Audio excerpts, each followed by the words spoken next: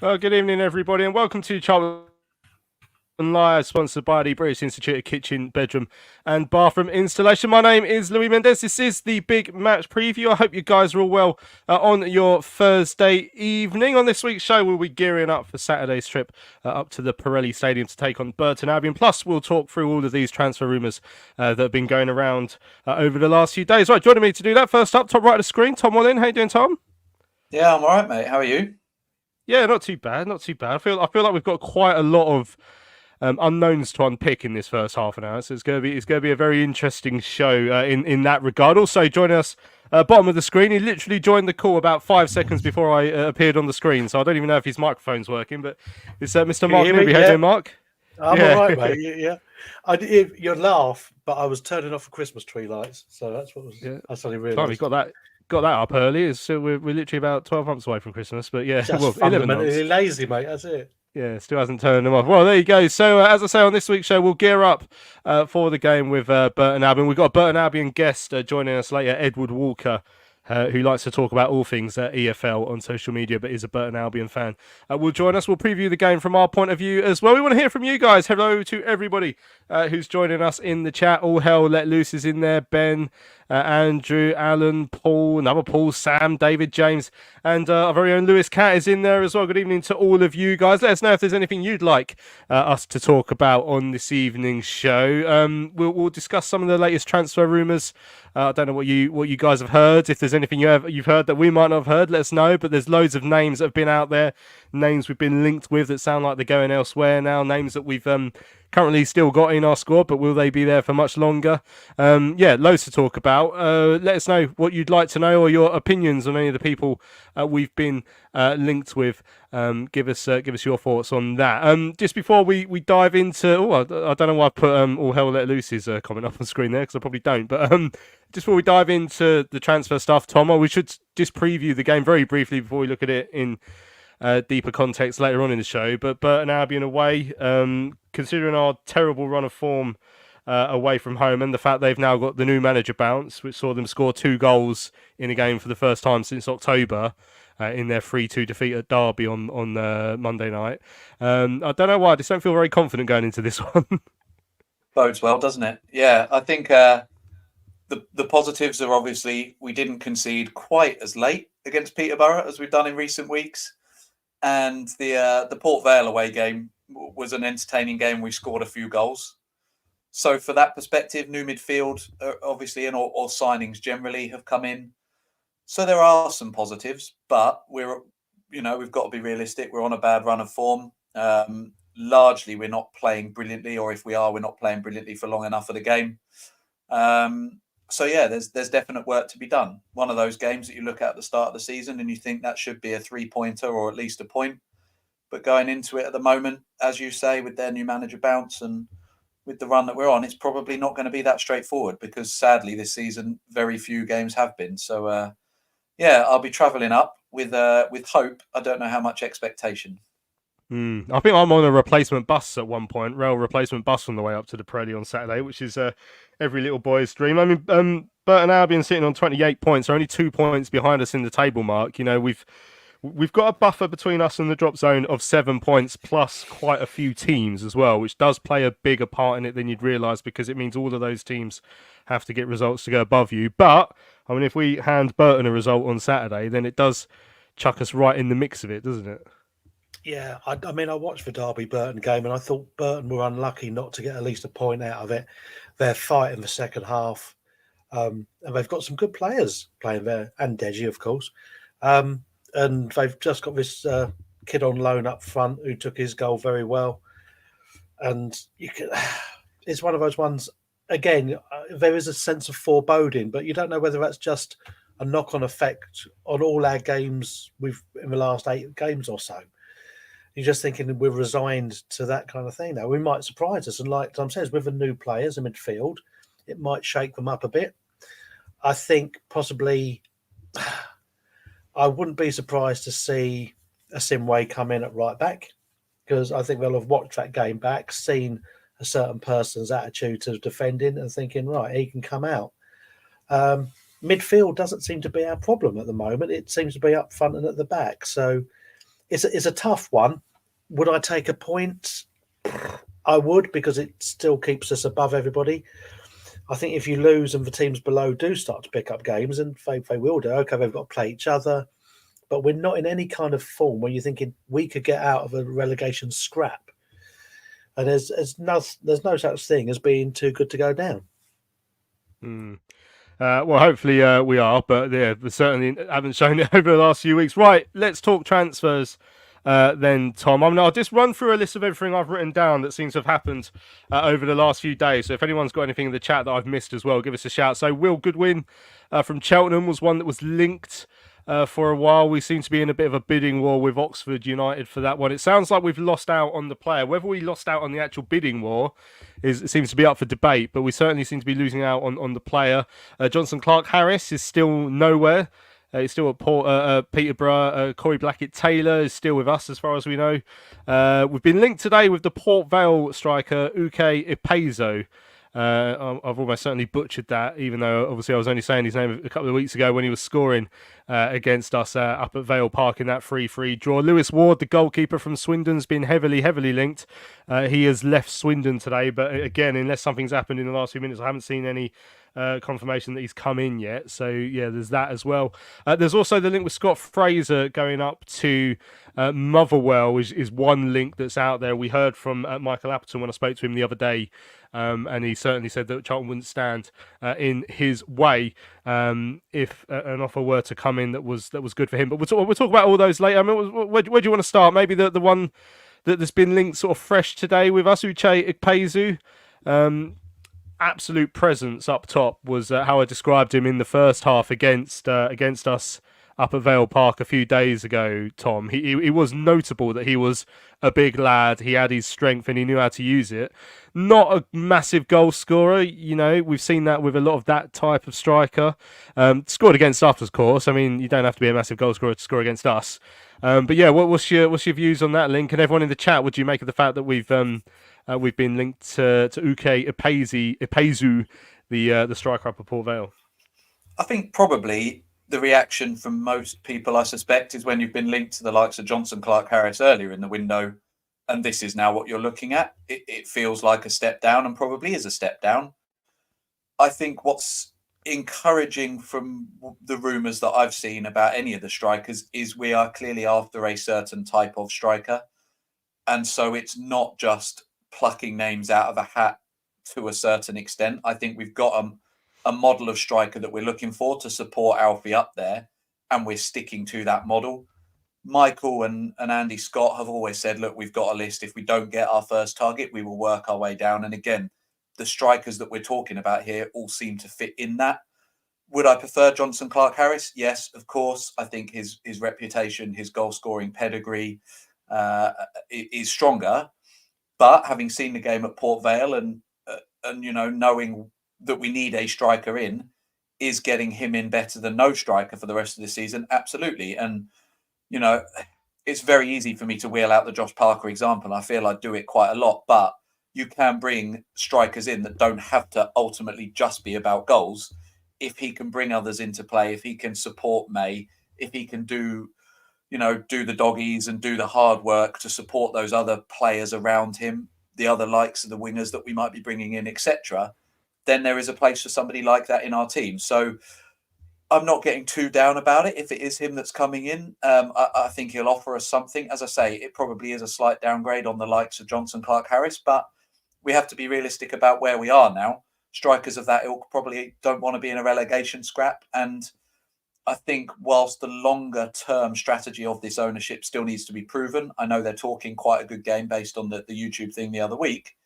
As a player, you look at that and you probably think, well, actually, if somebody like a Derby or whoever is looking at me, I've got potentially a promotion this season. So, yeah, it's he wouldn't have been first on my shopping list, but at the same time, I don't think it should be ruled out, and I think potentially he could offer something. So, yeah, it'll be interesting to see what happens with that. But I agree with kind of general comments. A striker is essential before the window closes.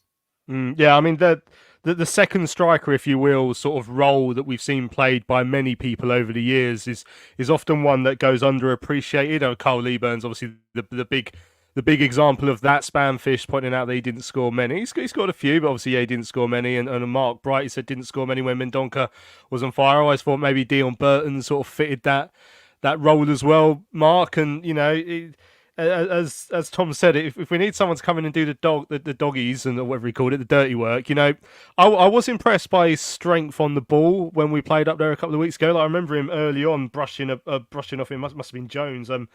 I tweeted really early in the game when we were up there, says he looks like a bit of a presence up top. And, well, if we aren't going to get our first choice, maybe they've seen something in this guy they think can replace the sort of player that we're looking for up there. Yeah, two things. I think, first of all, I'm going to defend Carl Leeburn. I mean, I remember when he came in at 19, he was all legs and arms, and he couldn't score, but he was into a team which we had no money, and he never stopped. He didn't stop trying. I think he scored over 50 goals in his career at Charlton. Ikpeazu, I think, is the kind of striker you get when you go and get him off wish. But it depends. If I've always advocated playing two up front, but if you're going to play the big man, is he going to play Alfie out on the wing, or is he going to play him actually closer so he can pick up and he can swarm about? I think unless you're going to play Alfie closer to him, it would be a bit pointless because he's just going to push Alfie out on the wing again. He's not got a great goal scoring record, but like Tom said, with the Parker example, the work you do for the team does go unappreciated, and it's rare for us to have two up front who are both scoring equally. I think Hunt and Mendonca, they shared amongst themselves. With Leeburn, he had Nelson. They shared it between them. Kermigan, Wright Phillips, but we haven't really had a two. When Taylor was scoring, it was just him. And like with Alfie, okay, all the strikers have been injured playing alongside him. So it's difficult. It depends if they want to change the sort of like the ethos of how we play, or whether he still wants to have that sort of like one person and two either side. And then you're looking about who you're going to have the other side of him. If he thinks, I remember, he was a big lad. And if, like I said, he can stick the ball, and bring other people in. We've now developed a midfield which is very good, so it could be a piece of a puzzle. But you wonder how far down the list his name was.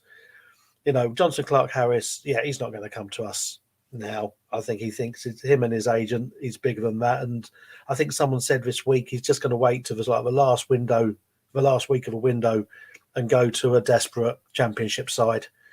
On more money than we can offer anyway. So, something like a West Brom.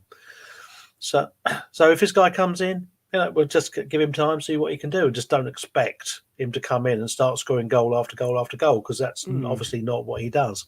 Yeah, it's very early days. Yeah, even in terms of the rumour, we've only really started seeing it coming about today. So we'll see how that one plays out. I mean, Paul's saying that Jones couldn't handle Ikpeazu at all, got booked early on, so had to be careful with tackling him.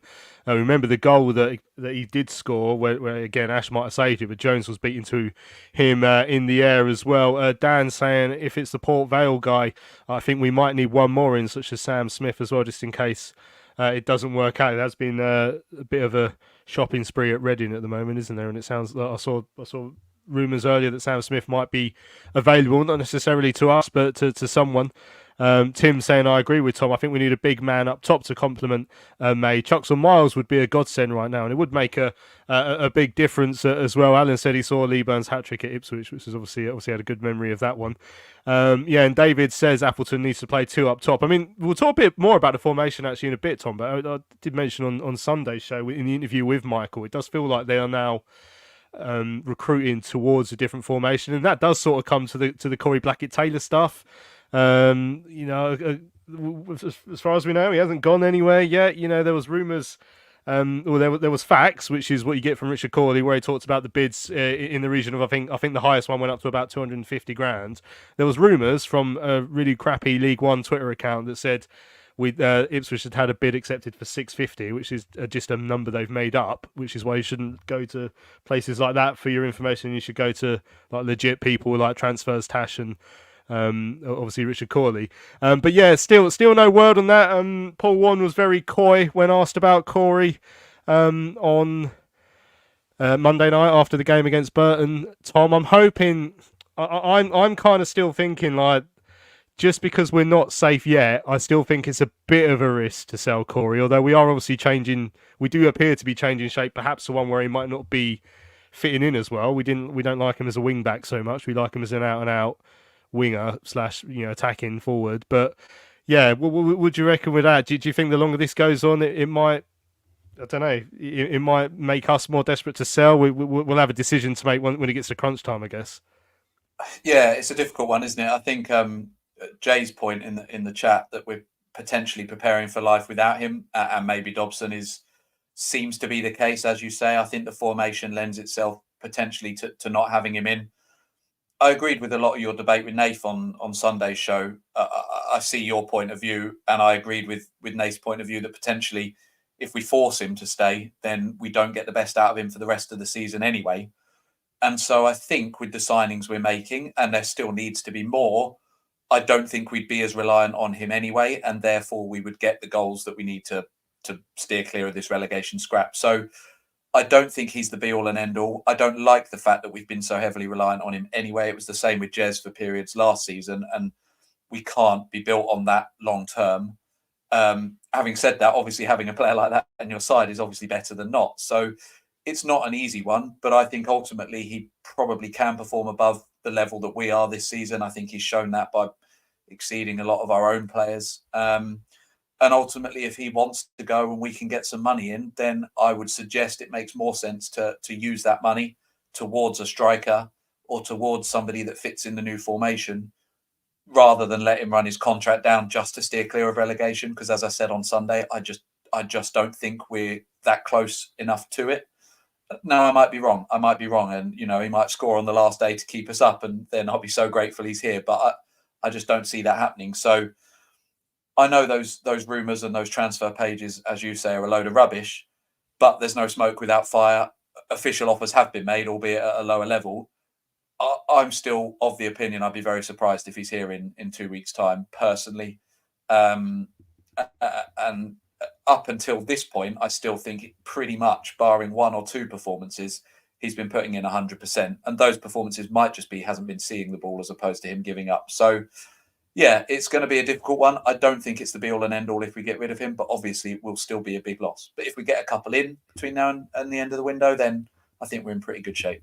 Alan says, does Cory want out? Mysterious injury in training last Friday. Has he played his last game in any event? So I see Richard spoke to Mr. Appleton during the week, and he still added no meat to the bones of that leg injury, which is, a little bit suspicious if you put it that way, Mark. I mean, if Cory were to go this window, and I've been thinking about this for a while, actually, like it would hurt because I think he's very important to us. But actually, for him personally, you have to say he's earned a move, because you remember when we took him on a temporary contract when he just not signed a deal with Tranmere. We took a bit of a risk on him.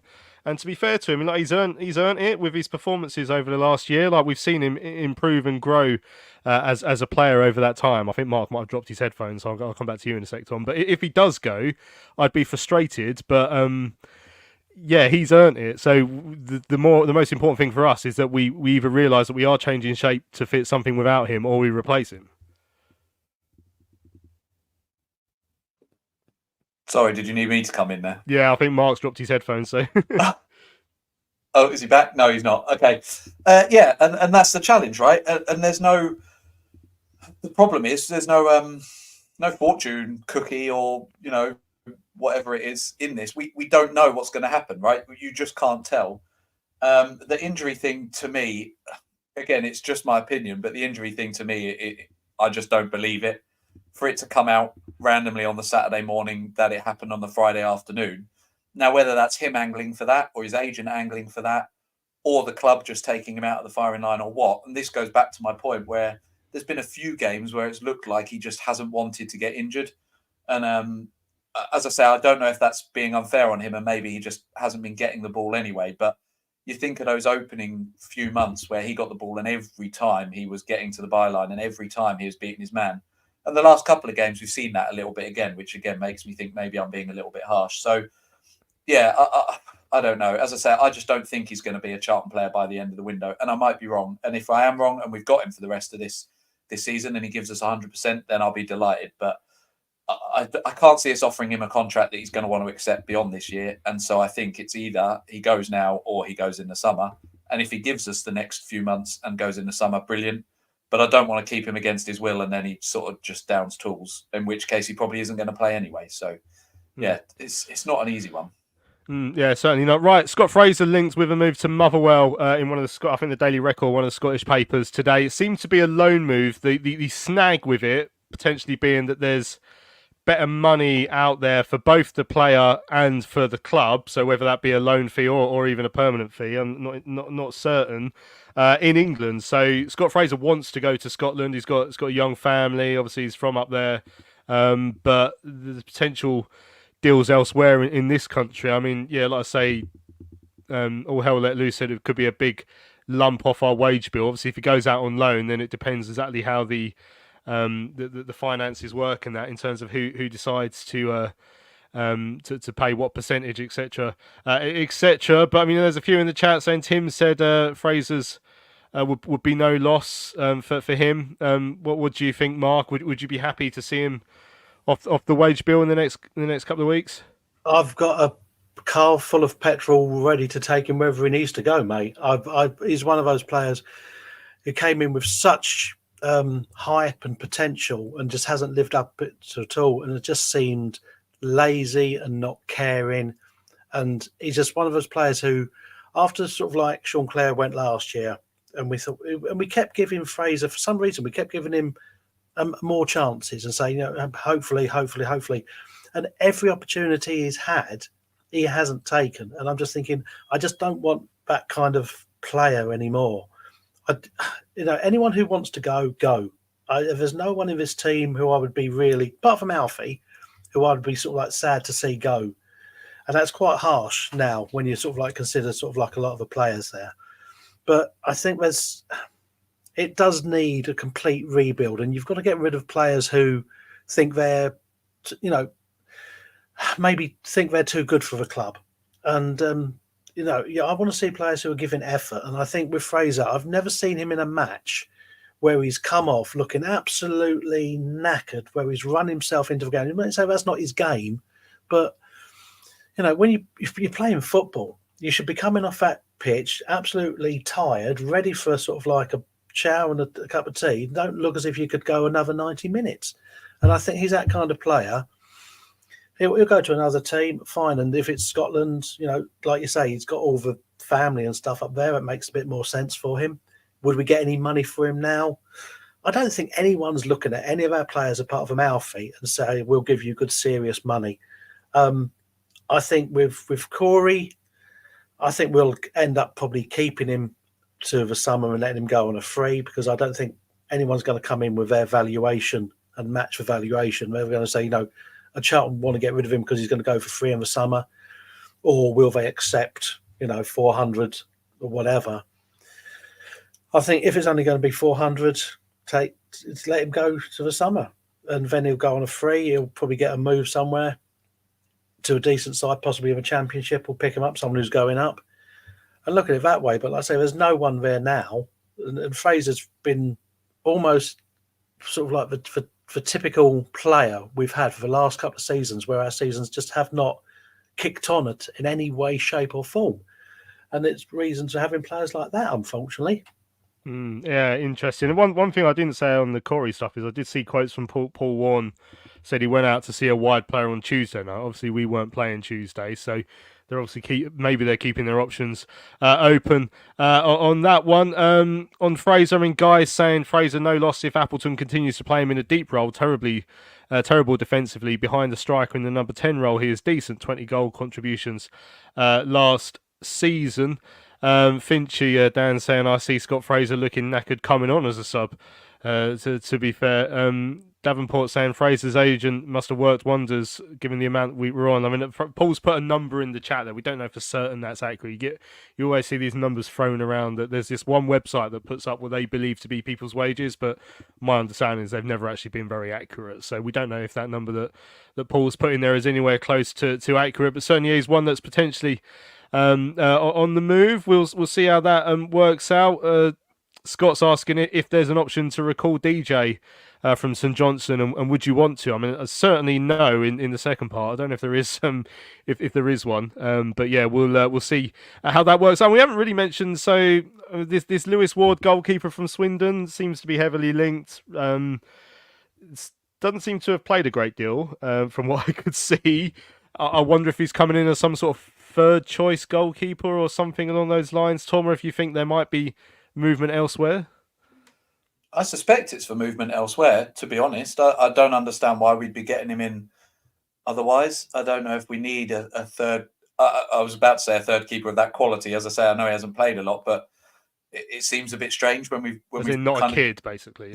Yeah. So I said it before. I think it was the Cambridge game. My sort of non-Charlton mates came, and they obviously give a more neutral view of the game, and they all said that they just didn't have any faith in Ash in terms of his ability to command his box and to lead his back four. Now I know he's still young and he makes some good saves, but if Appleton is starting to make his mark on this side, and if he is being backed, which it looks like he is, in order to stick around at least for the medium term, then maybe he equally thinks, do you know what, Ash is not my keeper going forward, and he hasn't really had much opportunity to change it because of Eisted not being fit. So be interesting to see what happens for the remainder of this season and then what happens in the summer. I don't think it's going to be anything necessarily immediate, but as somebody said in the chat earlier on, we're starting to now shape what Appleton wants from this side, and he's making big calls everywhere. He's talked a few times about the fact that, we need to make, I can't remember exactly how he worded it, but kind of harsh decisions and big decisions. And maybe keeper is another one. I like Ash on the whole, but I don't think he's been, he's not someone I'm going to lose any sleep over if he goes. Eisted, we don't really know enough about yet. I don't think he's had his opportunity down to the injury. Same with this guy. He could come in and be brilliant for all we know. So, yeah, it's another interesting one. I don't think keeper is our priority at the moment because I think Ash does a good enough job, but to me anyway, sounds like it will maybe be something that gets addressed in the summer. Luke says, I can't take Ash seriously till he takes the mask off. It's like he's having Rodney Trotter dressed as Robin in goal. Robert, pointing out, isn't it down to the coaches to improve Ash? Yeah, I mean, certainly we like to see players improve over time, and I don't know if Ash has massively improved recently. I still stand by. I think he's a decent enough shot stopper, but there's other parts of his game that certainly need work on. Just finally, we'll talk about the fact. So Will Goodwin was obviously one we were linked with earlier on in the week, and now it sounds like he's going to Oxford.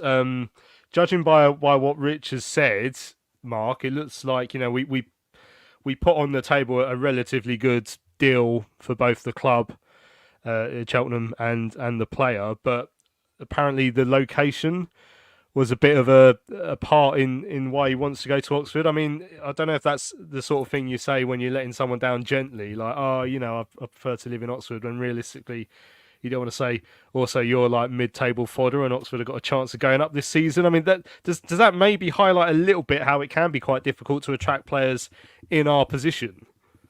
Possibly, but very quickly, go back to the keepers. Possibly this guy coming in is so they can send Harness out on loan and he gets some proper goal time, because at the moment he's not getting anything. So that's why I'm thinking this goalkeeper's come in so we can actually get Harness out to play games. But the Oxford thing is strange, because I've seen a lot of fans online saying, well, why are you going to choose Oxford over us?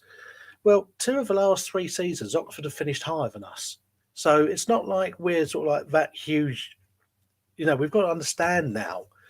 And if he wants to, I'm not sure, I couldn't tell you the difference between, was it Cheltenham to Oxford and Cheltenham to London? He just doesn't, like you say, if he doesn't fancy it, he doesn't fancy it. I don't know. I don't think we're in any position where we can complain if a player we're interested in goes to another club, because you just don't know for 100 different reasons why it might not. There could be a player here he's played with who he doesn't personally like. It's not like if we were in the top 2 or top 6, then you'd be maybe looking and thinking, well, hold on a minute, we're an attractive proposition, we've got a chance of promotion. Maybe he's looking and thinking, well, maybe Oxford have a bit of a better chance than we do. So it could be that. It could be any number of reasons. So I don't take it personally if someone doesn't want to sign for us, because you're thinking, I'd like the players who come in, like Coventry, and say the right things. And you think yourself, right, that's actually someone who does want to play for us, and you feel get a bit behind them. If you woo them too much, and it's like date after date, and you've given them flowers and chocolate and stuff like that, and they're still going in and ahhing, they're just stringing you along, and it's not really worth it in the end. So, if he doesn't come, great loss. Not really. It's just another player who just doesn't want to be here, and we'll just get someone else who does want to be here. Just if you were talking about Nathan Harness, we released him in the summer. he's playing for Milton Keynes now, although he's not playing there either, unless there's another Harness that I've who's the third keeper? We've had Molyneux recently. Molyneux. Yeah, maybe that's who you meant. Okay, it's Molyneux I'm thinking of. But it was that the point remained the same. We only had Ash and we had one of the kids before Isted. I know we had that lump who went off to Bradford, but let's celebrate him the better. All hell let loose, pointing out that McGilvray moved to Stevenage on loan today, which will put a dent in there. I've just been told Molyneux's out for 2 months injured as well, by the way. It would put a dent in their promotion hopes. Right, we're going to have a quick break. When we come back, we're going to turn our attention to Saturday's trip up to Burton Albion. Thinking about a new kitchen or bathroom? Find professional, independent local installers with free home surveys, itemised quotes and protected payments, trading standards approved contracts, and workmanship warranties. The British Institute of Kitchen, Bedroom, Bathroom Installations accredits installers to ensure they are police checked, fully insured, and experienced. Take the risk out of home improvement. Visit bikbbi.org.uk. Hello fellow addicts, I'm so excited to tell you all about our micropub, the River Ale House. The River Ale House is based in East Greenwich. It has 6 Pub of the Year awards, an ever-changing selection of amazing beer. It's owned by Charlton fans, walkable to the ground in just 20 minutes with buses that go direct to the Valley too. If your matchday routine includes a drink with your friends, you must join your fellow addicts in the River. See you soon. Right, welcome back to Charlton Live. This is the big match preview, gearing up for Saturday's trip up to the Pirelli Stadium to take on Burton Albion. Delighted to say we're going to be joined by a Burton Albion correspondent now. And on the screen you can see Edward Walker, who is a Burton fan, plus a well-known EFL chatter as well. Evening, Edward. How you doing? Evening, Lou. Hope you guys are all right. Yeah, not too bad. How are you, more importantly, with the season you've had so far, changing manager, not the best run of form for Burton Albion? How have you rated the start to the season? It's been a very average season. It's the best words to describe it. Very streaky, a really bad start, a really decent spell kind of around October time, a really bad spell that led to the end of the previous manager, Dino Mamria. A month with an interim, which was longer than I think any of us really thought it was going to be at the time. But the new boss is in. We've got so little to go so far, apart from a Monday night game at Derby, which we come out of feeling a bit disappointed. We've lost in the final minutes. So I think probably the word to use at the minute is intrigue for what's coming next, and it'd be keen to see his first home game, certainly. Edward, tell us a little bit about the new manager and what you do know about him, because it's quite a strange route to kind of becoming your manager. Yeah, how much do I know? There's not much to say. Martin Patterson, from my understanding, quite a veteran kind of striker. Played up at the top level, I believe, with Burnley for a period. He's had a number of caps for Northern Ireland in the past, couple of goals for them. His work has been in coaching. I think for the last 7 or 8 years, he's been working up towards this level, particularly as the assistant manager to Michael Duff in particular. So at Cheltenham and then at Swansea spell came to quite a short end at the beginning. At the start of the season, he was incredibly keen to take on this job when it was available, and he insists that he's ready. So it's what you've seen from, I think, quite a number of low league sides at the minute, where you pick up someone who's very experienced as a coach, but quite limited with managerial experience, taking their first steps. And there's been a number of examples in the past of that working out quite well. So that's why we're quite intrigued to see what's coming now, because it's something we have done in the past. Burton has been the place where Nigel Clough started his managerial career all those years ago. It's where Gary Rowett started out. Taken over from the assistant role from Paul Besky-Solido. Neil Warnock, one of his first jobs back in the 80s, was here. So we do have some previous good history, and the chairman's kind of given already Martin Patterson this tag that he sees that same potential that he saw with Clough and with Rowett. So a bit of expectation to live up with, but it's clear that Patterson's relishing the opportunity at the moment. Hi Ed, I watched the game against Derby and I thought, you were very unlucky because your second half performance really warranted that you got something out of that game. I mean, obviously we know a lot about conceding after the 90th minute, but there was surely that gives you there was enough good signs of that second half to think that you're going to be positive towards the second half of the season. That's certainly the hope. Yeah, it's really difficult because we're one game in. It was literally this time last week he was announced, so he's had so little time. It was a very abrupt announcement, just came out of nowhere really, that he got unveiled, and the intrigue really starts from there.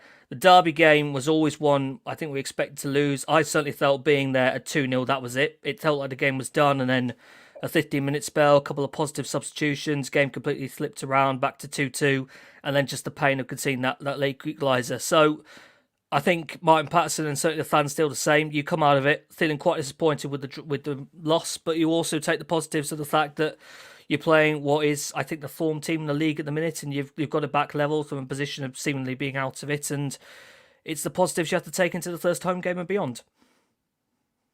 He must be very excited about Joe Hugel joining on loan from Man United. What can you tell us about him? Yep, again, very small window of moments so far, but I always maintain that the best strikers score on their debut, so there's a big positive to go with there. We've had quite a good history, I think, with some of the loanees, particularly in the last few years. Daniel Jebison was one from a couple of years ago who had a really productive half season on loan from Sheffield United.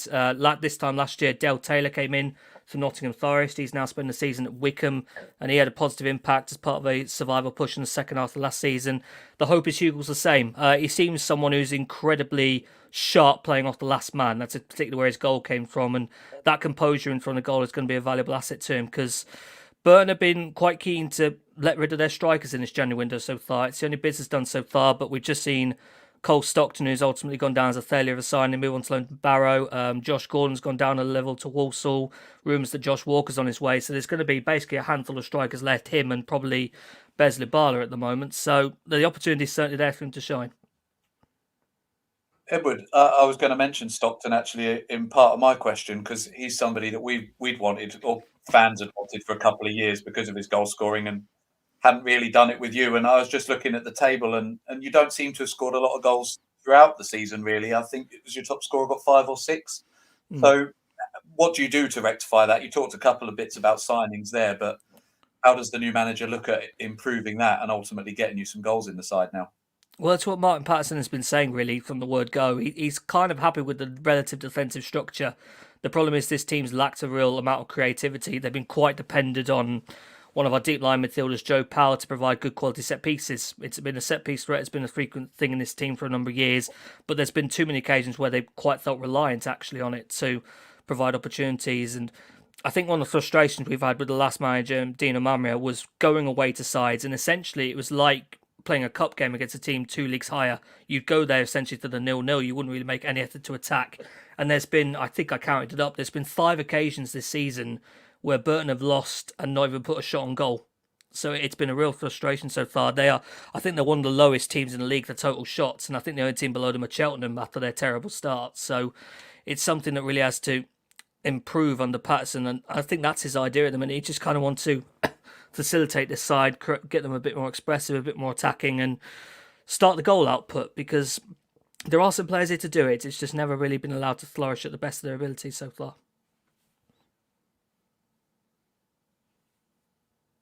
I think we've lost Mark again there, so I'll step in and just ask a couple more questions, if that's all right, Edward. I mean, when we played you guys at the Valley, and don't take this personally, but quite a lot of us came out of that game saying Burton were one of the worst sides we've ever seen. I mean, was that roughly what you have been like in the was that first? offside? Because I still think it was.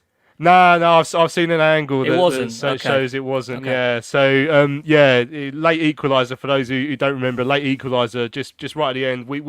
We scored like a pretty good goal pretty early on, but by the end of it, we just felt like we were sitting back waiting for what happened to happen. But yeah, a lot of us thought Burton looked very limited. Has that been sort of the standard performance in the first half of this campaign? Yeah, I would have to agree with that. It's felt like a typical away performance, especially because the week before we'd gone to Oxford, beaten 3-0 without putting a shot on goal. So we were kind of dreading the idea of having to go away again to Charlton, down into London. And yeah, the first half felt quite routine. Lloyd Jones getting a header, you kind of roll your eyes and think same again. And I thought the second half was quite positive, playing a bit more front-footed. Can they get the equaliser? You're never quite sure. Sweeney popping up. I was expecting a flag. I just the position he was, I was expecting the offside goal. So there was quite a bit of joy getting the equaliser there, and it ultimately felt like a good point to come out of. But I certainly think from a Charlton perspective, you'd be pretty annoyed that you didn't see that game out having got the lead. Yeah, and just finally, since we got you here, I have sort of touted you as a bit of an EFL expert. You seem to know your way around the divisions. What do you make of us? Like, what have you made of our season that we've had? What do you make of Michael Appleton? From the outside looking in, it's always interesting to get this viewpoint. I'm very neutral on Charlton. I struggle to really get a lot of high with them, but also a lot of down. Your January window is really intriguing me at the minute. All these names that are being linked around and the signings so far. It's almost wondering to me, I'm fearing a little bit, if there's that little bit of pressure where if you do actually miss out on the top six, which still is a bit of a stretch to even reach so far, is it kind of becoming inexcusable potentially with the players that you're bringing in? I know there's quite a lot of talk about some of the personnel you have, some of the players you're bringing in. I've seen some wage figures flowing around at the minute. Don't know how true those are about some of the players. And maybe there's frustrations you haven't got certain individuals available at the moment. But I always want to see Charlton competing up at the top end of this league. And it feels to me like you're probably outside of the mix of doing that. And that must be quite frustrating. Feel like it could be another season holding yourself to maybe the middle of the table or the top half of League One again. Yeah, no, statistically, it's hugely unlikely we're going to get anywhere near the playoffs. So, yeah, we share your frustration, Edward. Well, thank you for your time, mate. That was really interesting. Obviously, good luck to Burton for the rest of the season other than Saturday. And, yeah, thanks for coming on Charlton Live. Pleasure, guys. Have a good evening. There we go. That's Edward Walker, who joined us on Charlton Live to preview the game up at the Pirelli Stadium on Saturday. Yeah, like I say, an EFL expert. Says we're right slap bang in the middle, Tom, which is pretty accurate, to be fair. But it does pose a question. Like, we clearly should be doing better with the players that we have, and we're not the only ones who get that from. We hear that from outsiders, so that does say a lot. But also, consistently we don't do it, so it does pose a lot of questions as to why we are consistently underachievers at this level. Yeah, but from a Burton point of view, that new manager bounce, which is sometimes it's a myth, but sometimes it can be a thing. And we did see a good second half performance from Burton on Monday. Great finish from that young Hugill striker they had on loan from Man United. Unlucky not to get a point away at Derby. Just things like that just make me worried for Saturday. It feels like we don't have a great record up there. I know we won 1-0 up there under Jacko when Deji and Jaden got themselves sent off. But yeah, we've had we've had a couple of bad games up there recently as well. I mean, we don't seem to have a good away record in recent years, do we? And it's funny. I usually, but not always, read the little preview that the club put out on their website for games, and it always has the head-to-head at the bottom. And our head-to-heads against this level of opposition, I'm always like, either we can't have played them that much, or if we have played them, we must have a pretty positive record because we've been a big club for a little while. And it never is. It's always pretty even. And I'm always like, how? How have we lost this many times to this club? So, yeah, as I said, kind of in my first answer of the show, really, we looked all right against Port Vale. I know we chucked it away 3 times, but there were good spells going forward. We've made some good loans, some good signings generally, both on loan and permanent. That second half against Peterborough, as I said, I know it's not a lot that you're comparing it to, but I thought that was one of our better 45 minutes that we've had all season. So there are elements of January so far that have been okay. I still, as I said on Sunday show, that is not the standard that we can be looking at all. But for this season, it's all just about making ourselves safe. And they're down there for a reason. I know they've got the new manager in, but this is a game that we should be targeting. It's one we would have been targeting at the start of the season, and we have to go in with that mentality. And at the moment, it's just a case of getting 3 points any which way we can. It's as simple as that. And if we can get a goal like we did at home, and then we can actually hold on instead of chucking it away, then yeah, everything will look a lot better this time next week, won't it? But it's not going to be easy. It's not from what Edward said. It's they're going to dig in. That he seems to be starting from the defence up. So it's going to be tough to break them down, but that's what we've got to go there and try and do.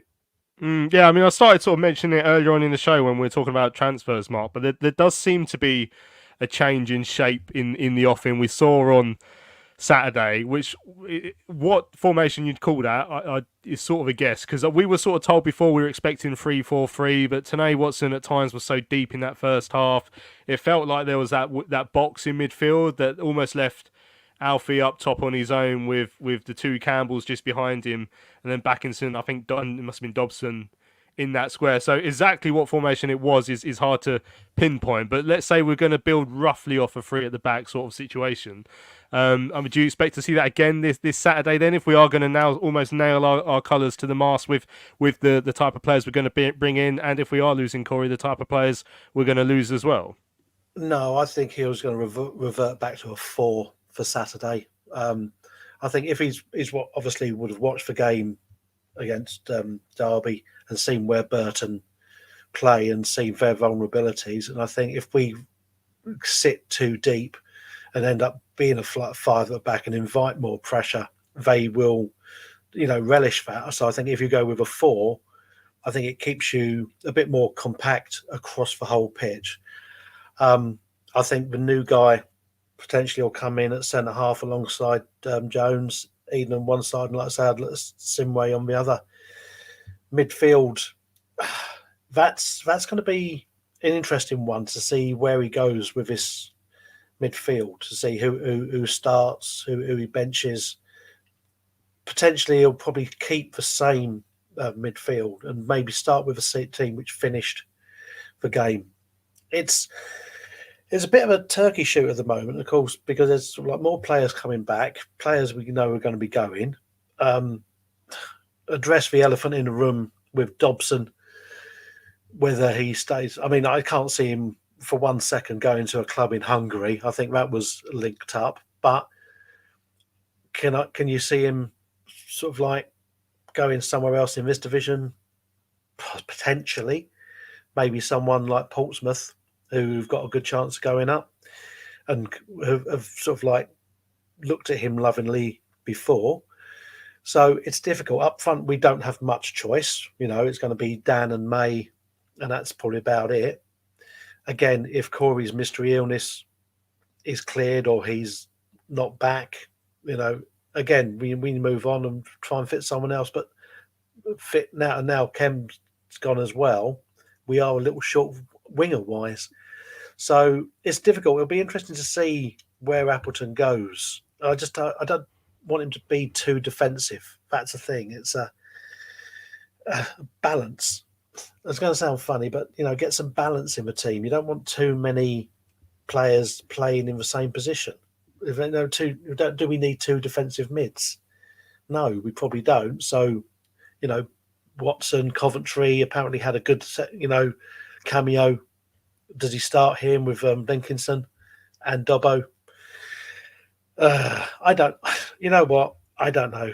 It's really going to be an interesting one when that team sheet comes out to see which way Appleton's thinking, because I can't look at a team he's put out and gone, you know what, man for man, that's who I'd pick. But I think that's the beauty of being a football fan. It's a game made up of opinions, but sometimes you do look at teams he's picked and you're thinking, why is he doing that?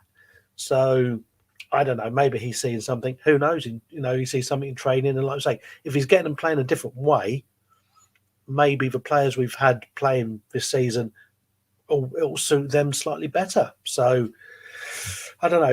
It's very ambiguous, I know, but I have to wait till Saturday at 2:00 and see who he's put in the list. Yeah, Michael says we need 10 defensive midfielders based on how we defend. Carl pointing out that apparently Mark sounds like Michael Jackson, not one I've picked up on before. It doesn't look like him. I'll put it that way. I mean, Sam's saying anything but a win on Saturday and Appleton needs to be sacked. I mean, again, we're not really thinking that seems to be where the board are thinking at this moment in time, Tom. But at what point does all the new signings coming in, got Connor Coventry's going to make a difference on Saturday, hopefully. At what point does he start to be judged based on this team that we're putting together for him? When there seems to have been, an agreement in the course of the the window that the squad hasn't been good enough because they've made wholesale changes. I mean, Mark mentioned there that Chem Campbell's gone back. We didn't even mention that earlier. Maybe we'll talk about him in a bit as well. But at what point does the pressure come on Michael Appleton? Because obviously the results have not been anywhere near good enough. Yeah, I think there's a difference between the pressure coming on him and him being judged. I think the pressure should be on him from day one, even with the side he's not selected, if you like. And I think the early start was positive overall. He obviously has now been on a horrendous run, partly down to injuries, partly down to what appears to be stubbornness and playing players out of position, and partly through kind of just we'll wait and we'll get January and that will change everything. So I think that heaps a bit more pressure on him once again and starts to judge him. The pressure thing, I think, now kicks in basically from now to the end of the season. As Patrick says in the chat there, we can't sack him during January. They've backed him now. I've obviously sort of talked about that. I wouldn't say defended it, but talked about understanding that decision quite a lot. It's not me for a moment suggesting that I think Michael Appleton is a brilliant manager or anything like that. But I spoke a lot after Holden got sacked about this circle that we go round at the moment, and that cycle has to stop. I wish it hadn't stopped on Appleton, probably, but it has. And if we can just keep a manager for a bit, back a manager for a bit, that is the way we're going to get out of this division. So that's why I've said what I said. I still think he needs to be judged. And I do think for the back end of this season, if results don't pick up, he will be under pressure. If he loses this weekend, I don't think he's going to go anywhere. But and I think we're probably with him till the end of the season, irrespective now. And ultimately, if we finish mid-table, which realistically is probably as good as it gets, they have to back him in the summer. They have to give him what he wants. And then at the start of next season, he's going to have to prove himself. The challenge will be, if he doesn't, what do they do? Do they do like they've done with Dean and like they've done with Nigel Adkins and like they've done with all these other managers and sack him early on and the cycle starts again? Or do they continue to back him and give him some time and see what happens? And that's the big debate. And that's where it can be quite challenging to be an owner. As I say, I don't think Appleton is a miracle worker or anything like that. I think he's potentially capable of getting us out of this division. I'd argue I think Holden probably was, and possibly Jacko was, given the right backing. So for me, it's less about the manager and more about the board putting their hand in their pocket, supporting him like they seem to be doing, but not just doing it for one window, seeing this through. And that's something that means they're going to have to put up with fans being disgruntled, because the fans who want him sacked are well within their rights because the performances haven't been good enough.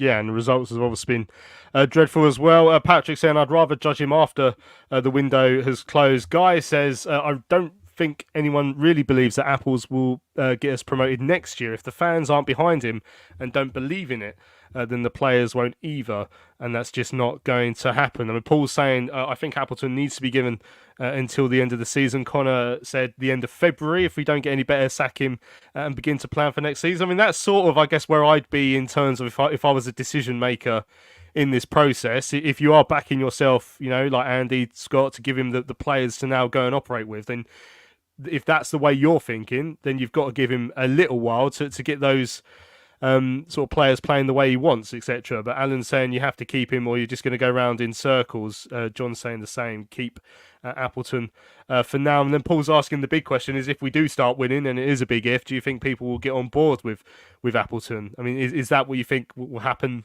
next? It would take something. I mean, it would have to be a statement between now and the end of the season, Mark, I think, to win people back over. Because clearly, as we said recently, he's not that bothered about winning friends. He's there to do his job. He's not someone who does what Dean Holden did. I'll be shocked if we see Appleton down the Oak after the next home game buying a couple of pints. That doesn't seem to be his style. No, I was thinking, and it's not worth much as well. Actually, doing that, like I know Dean bought himself a lot of goodwill for that, but obviously you still need the results on the pitch. And if Michael had the results and not the pints, I think people would still warm to him. I don't know, because like I say, I was thinking about this the other day about Appleton, and I'm thinking he doesn't make me feel one way or another. It's like such apathy.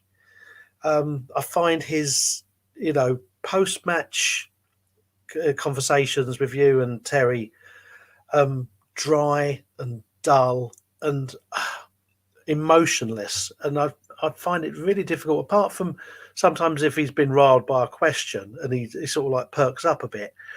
he doesn't make.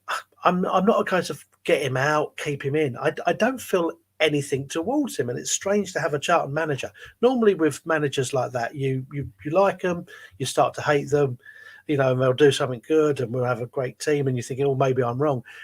With Appleton, I just find nothing there where I can think of, well, this is a positive, this is too much of a negative. He's just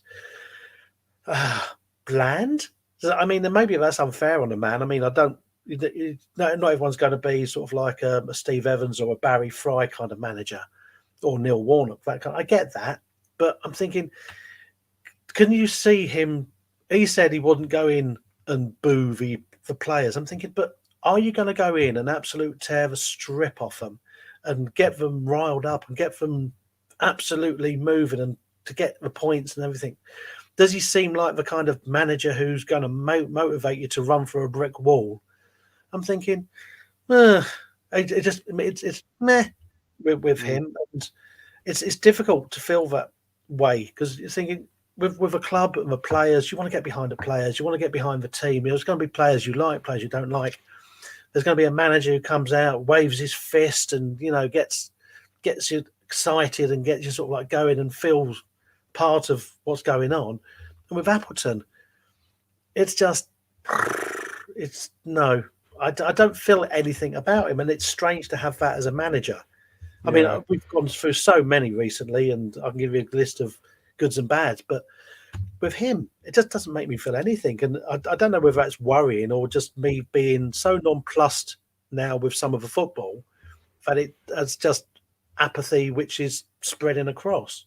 Yeah, Connor says he's got more chance of getting 3 pints than 3 points at the moment. I do like the idea of Michael Appleton going in and booing the squad at half time. Like that's one way you could win me over. If the club put out a video of him, if we're 2-0 down at the Pirelli on Saturday and he goes in at half time, just goes right up to Scott Fraser's face and like boos him in his face, that would send a real message, I think, for me. That would win me over.